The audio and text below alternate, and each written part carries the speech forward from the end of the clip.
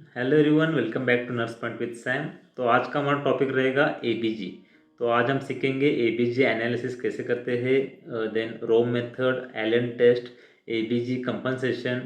आज ये सब हम बहुत ही सिंपल एंड इजी लैंग्वेज में देखेंगे, तो वीडियो एंड तक ज़रूर देखना।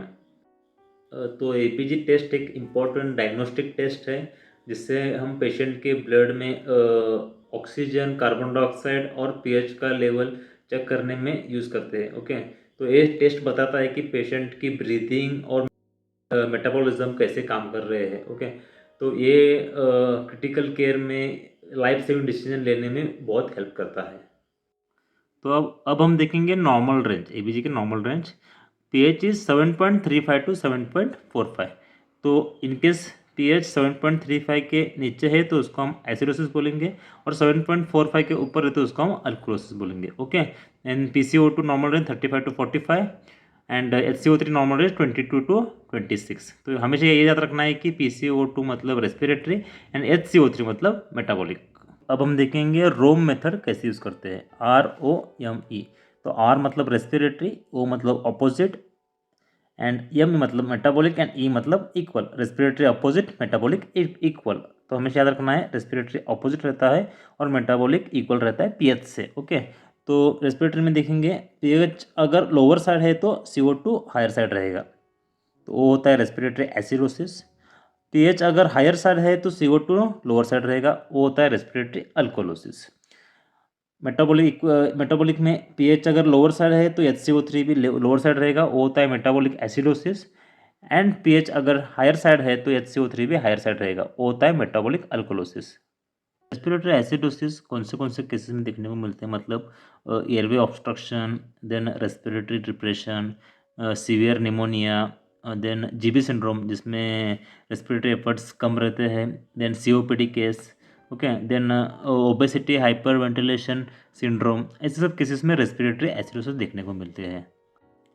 तो respiratory alkalosis, hyperventilation like pulmonary embolism, then mechanical over ventilation, pregnancy, liver disease, ऐसे केसेस में हमको रेस्पिरेटरी अल्कोलोसिस देखने को मिलता है।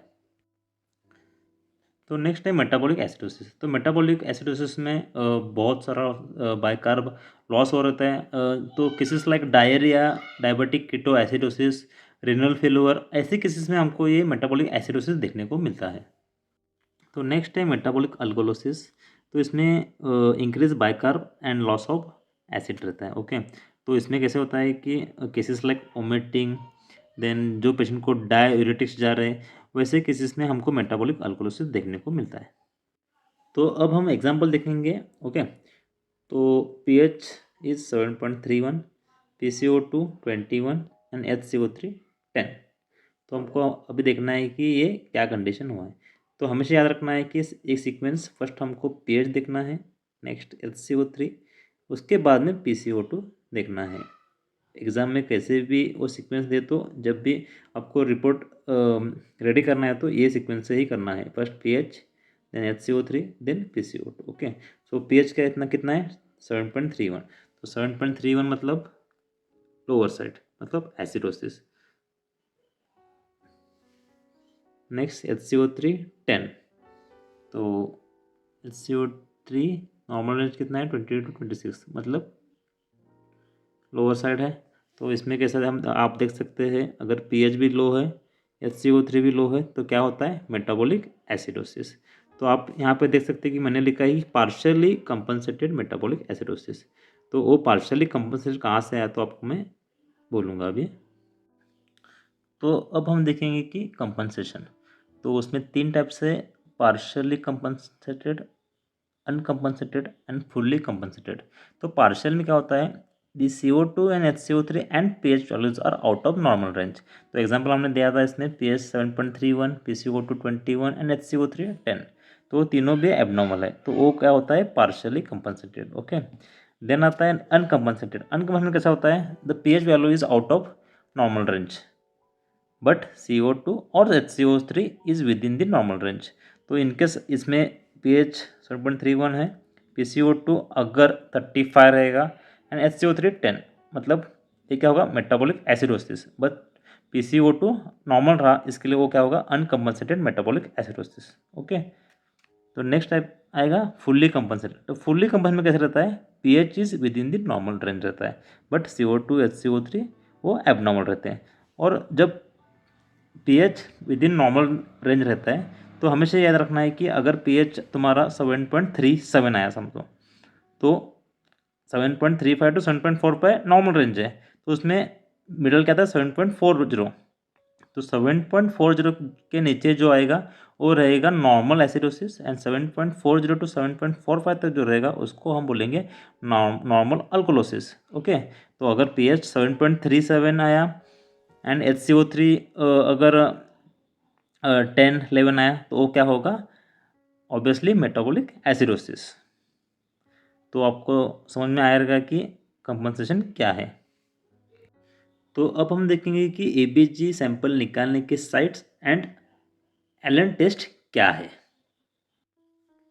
तो एबीजी सैंपल निकालने के लिए साइट्स है radial artery, brachial artery and femoral artery. Okay, तो नॉर्मली कॉमन हम रेडियल आर्टरी से ही ब्लड निकालते हैं, लेकिन रेडियल आर्टरी से ब्लड निकालने से पहले हम एक टेस्ट करते हैं, एलन टेस्ट। ओके, तो एलन टेस्ट क्या है, to assist the patency of ulnar artery. तो नॉर्मली एलन टेस्ट में क्या होता है, नॉर्मली पेशेंट के हाथ को ऐसे अल्नार आर्टरी और रेडियल आर्टरी पे ऐसे उंगली से ये पकड़ना है, और पेशेंट को बोलना है कि 5-6 बार ऐसे मुट्ठी खोल के ओपन करके क्लोज करने बोलना है। ओके, तो आप देख सकते हैं कि मेरा हाथ थोड़ा येलो हुआ।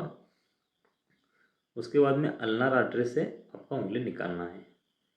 तो अगर 5 से 6 सेकंड में अगर वापस रेड हो रहा है, मतलब अल्नार आर्टरी बराबर काम कर रही है। ओके, तो नॉर्मली रेडियल आर्टरी को प्रिक करने के बाद इनकेस रेडियल आर्टरी कुछ डैमेज भी हुआ तो अल्नार आर्टरी से आपको हैंड्स को, फिंगर्स को ब्लड सप्लाई बराबर होगा। तो इसलिए एलन टेस्ट करना बहुत इंपॉर्टेंट है अगर आप रेडियल आर्टरी से ब्लड निकाल रहे हैं। अगर पेशेंट अनकॉन्शियस है, पेशेंट रिस्पॉन्सिबल नहीं है, तो नॉर्मली हम प्रेफर करते हैं फेमरल आर्टरी से ब्लड निकालना। ओके, सो आज के टॉपिक में इतना ही। Thank you for watching this video. Kindly like, share, comment and subscribe for more nursing education videos. Thank you.